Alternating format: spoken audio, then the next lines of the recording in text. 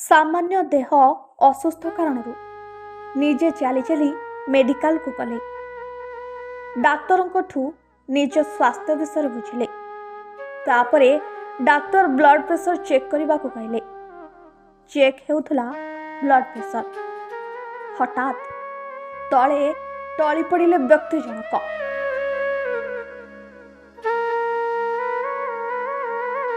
एहाकु देखि केही किछि हठात बुझी पारुनथिले। किछि समय पई तो स्तब्ध हो जाइथिले डाक्तर एवं मेडिकल कर्मचारी। संगे संगे डाक्तर व्यक्ति जनक चेक करी मृत घोषणा करिले।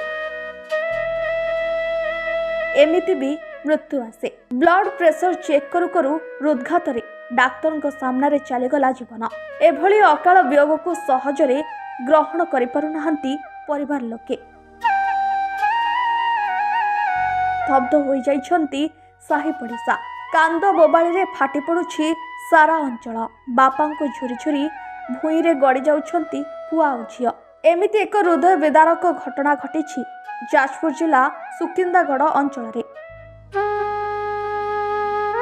विशिष्ट समाजसेवी राजेश महालिक को बापा रमेश चंद्र महालिक 62 वर्ष बयस रे तांकर घटिछि परलोक। नुआ वर्ष दिन संध्यारे देह सामान्य असुस्थ लागिबारु बड़ पुओ सह बाइक पछरे बसी जाइथिले मेडिकल भितरे निजे चली चली जाइथिले डाक्तर पाखकू।